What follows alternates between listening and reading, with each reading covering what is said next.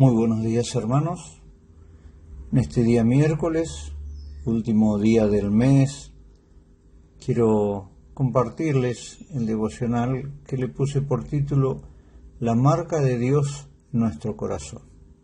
Eso lo vamos a leer más adelante en Hechos 20 del 18 al 27. Quería comenzar diciéndoles, después del alboroto que se produjo en la ciudad de Éfeso, como resultado del efecto que el Evangelio tuvo sobre la población, eso se lee en el capítulo 19, antes de salir de Éfeso, Pablo reunió a los hermanos y los exhortó, los animó y sobre todo los motivó.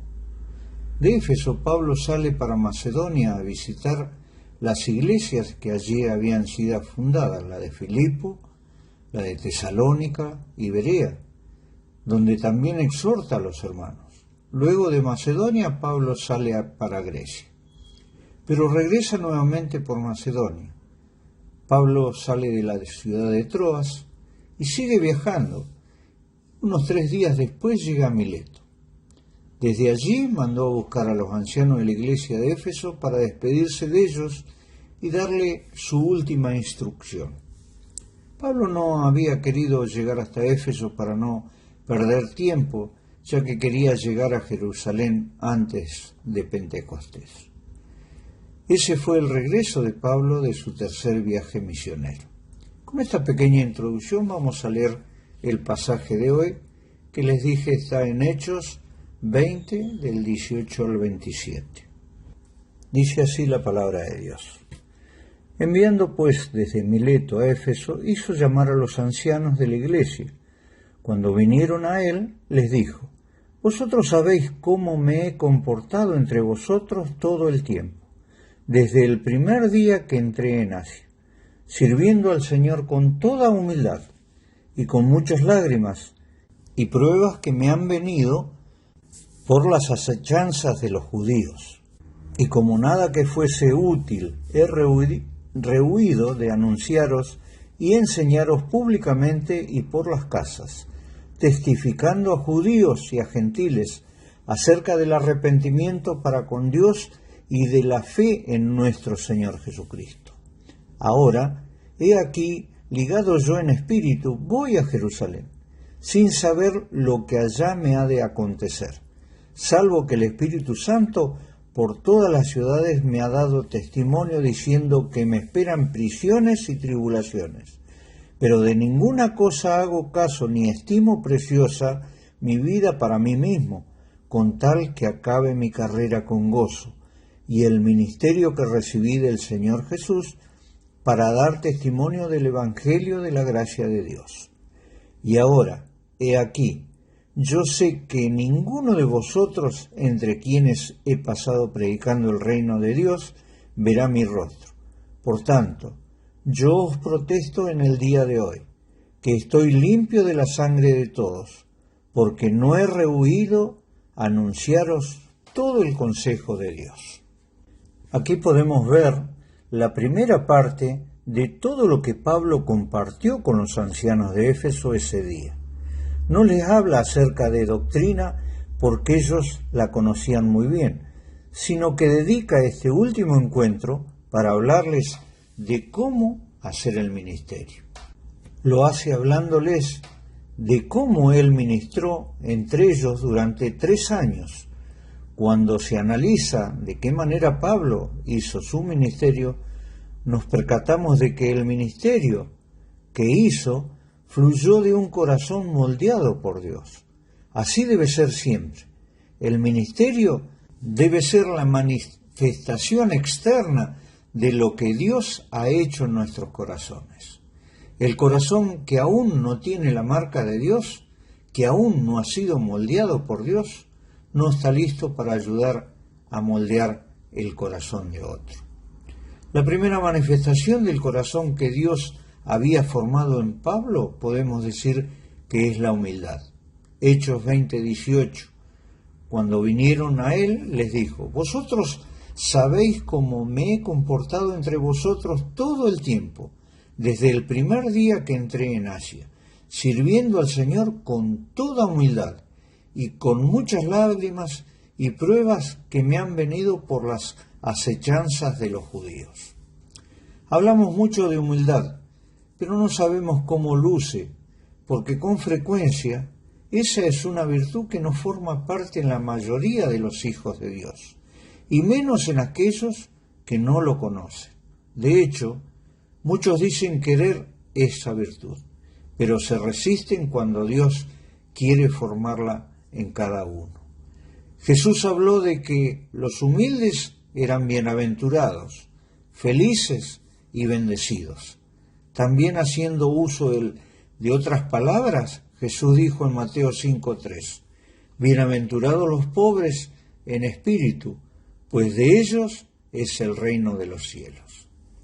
El significado que tiene en el diccionario es virtud que consiste en el conocimiento de sus propias limitaciones y debilidades y en obrar de acuerdo con este conocimiento.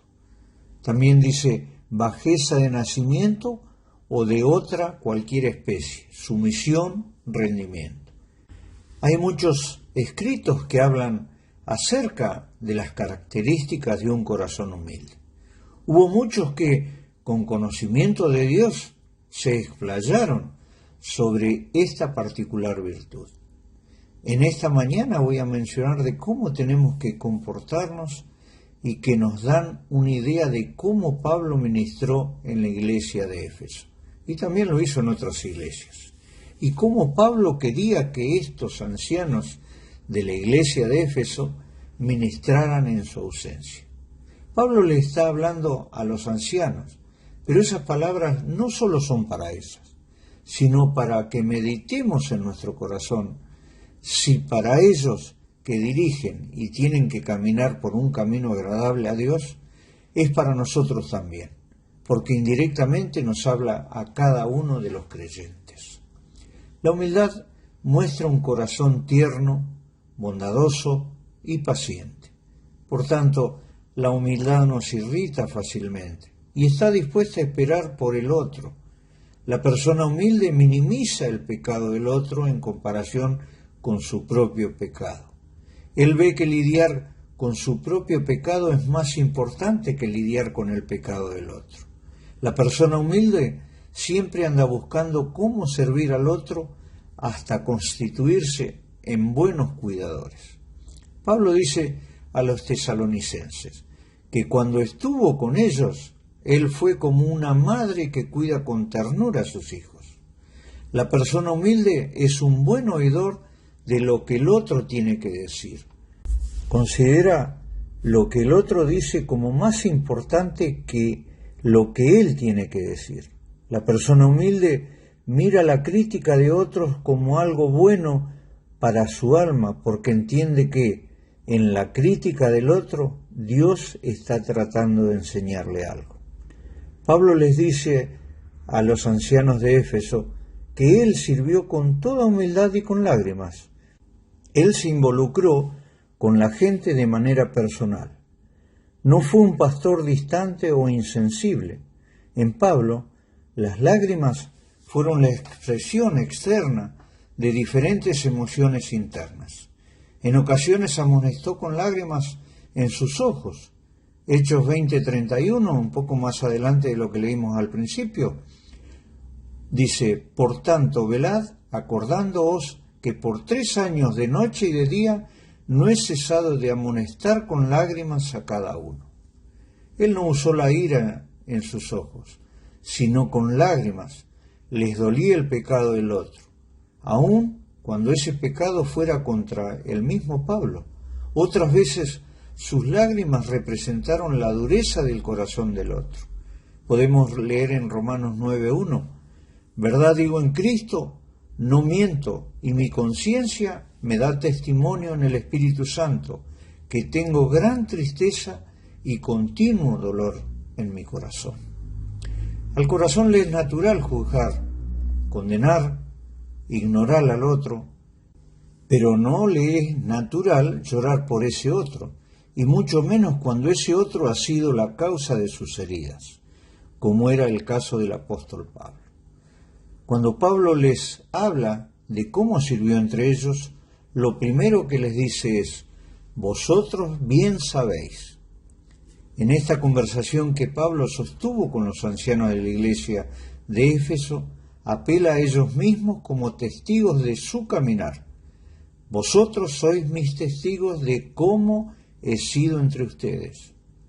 Si nosotros no somos capaces de decir esto, hay algo que no anda bien con nuestros ministerios. Nuestros hermanos deben ser los primeros en testificar bien acerca de nuestros ministerios, sean públicos o no. Los creyentes de Éfeso podían testificar que lo que Pablo decía en palabras lo habían visto en la práctica. Luego también agrega que también sabían que su manera de ministrar fue así desde el primer día que estuvo en Asia. Como inició, así terminó. De esta manera Pablo hizo una tarea ejemplar. Su servicio hacia Dios fue ejemplar. Sirvió con humildad, sirvió sin medir riesgos. Ese es Pablo. En la próxima vez, el próximo devocional, voy a continuar con este singular tema, que no solo nos debe resonar en nuestros corazones, sino también es un ejemplo a seguir de cómo debemos procurar, como lo hizo Pablo, de tener la marca de Dios en nuestro corazón. Que el Señor nos bendiga, hermanos.